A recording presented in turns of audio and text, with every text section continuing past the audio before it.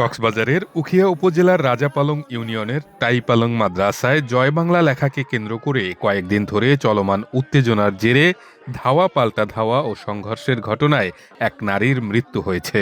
নিহত সৈয়দা বেগম রাজাপালং ইউনিয়নের ৭ নম্বর ওয়ার্ডের বাসিন্দা সাব্বির আহমেদের স্ত্রী এবং স্থানীয় ছাত্রলীগ কর্মী আব্দুর রহমানের মা। স্থানীয় সূত্র জানায়, কয়েকদিন আগে টাইপালং মাদ্রাসার দেয়ালে জয় বাংলা লেখাকে কেন্দ্র করে দুই পক্ষের মধ্যে উত্তেজনা সৃষ্টি হয়। এ ঘটনায় থানায় একটি এজাহার দায়ের করা হয়। এরপর থেকে এলাকায় থমথমে পরিস্থিতি বিরাজ করছিল। প্রত্যক্ষদর্শীদের ভাষ্য, শনিবার ফের দুই পক্ষের মধ্যে ধাওয়া পাল্টা ধাওয়ার ঘটনা ঘটে। এক পর্যায়ে কয়েকজনকে আটক করে পুলিশের কাছে সোপর্দ করার চেষ্টা করা হলে উভয় পক্ষের মধ্যে ধস্তাধস্তি শুরু হয়। এ সময় সৈয়দা বেগম গুরুতর আহত হন। পরে স্থানীয়রা তাকে উদ্ধার করে উখিয়া হাসপাতালে নিয়ে গেলে কর্তব্যরত চিকিৎসক মৃত ঘোষণা করেন। স্থানীয়রা জানান, মূলত বিএনপি ও আওয়ামী লীগ সমর্থকদের মধ্যে সংঘর্ষ হয়। এ সময় ছাত্রলীগ কর্মী আব্দুর রহমানকে পুলিশে সোপর্দ করার চেষ্টা করা হলে ছেলেকে বাঁচাতে এগিয়ে যান মা সৈয়দা বেগম। ধস্তাধস্তির এক পর্যায়ে তিনি গুরুতর আহত হন। পরে হাসপাতালে নিয়ে গেলে কর্তব্যরত চিকিৎসক তাকে মৃত ঘোষণা করেন। ঘটনার পর এলাকায় উত্তেজনা বিরাজ করছে। এক্সট্রিম মশার কয়েল প্ল্যান্ট ফাইবার দিয়ে তৈরি, ডেঙ্গু চিকুনগুনিয়া বাহি সহ যে কোনো মশার বিরুদ্ধে দেয় এক্সট্রিম সুরক্ষা। আমি টাইপালং বের হই, টাইপালং যাই নাই।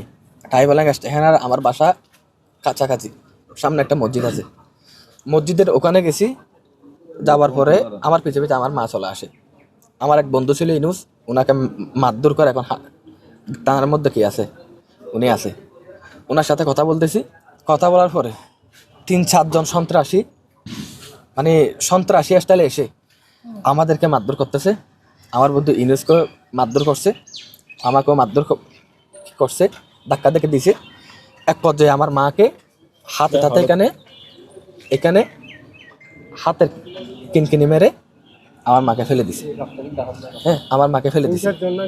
৩-৪ জনে, ৩-৪ জন আসছে। পরে ওরা সবাই চলে আসছে আর কি। মেরে আমার মা তাৎক্ষণিক আমি হাসপাতালে নিয়ে আসি। হাসপাতালে কর্তৃপক্ষ মৃত ঘোষণা করে। আজকে আমার ৫৫ বছর বৃদ্ধ মাকে পর্যন্ত তারা ছাড়ে নাই, অথচ আমার মায়ের কোনো দোষ নাই। উখিয়া থানার ভারপ্রাপ্ত কর্মকর্তা মুজিবুর রহমান জানান, উত্তেজনা নিরসনে পুলিশ কাজ করছে। জয় বাংলা লেখাকে কেন্দ্র করে ঘটনা ঘটছে এমন কোন নিউজ তো আমার কাছে নাই ভাই। উনি হাসপাতালে মারা গেছে, আমাদেরকে সংবাদ দিচ্ছে, আমরা পুলিশ পাঠাচ্ছি এখানে।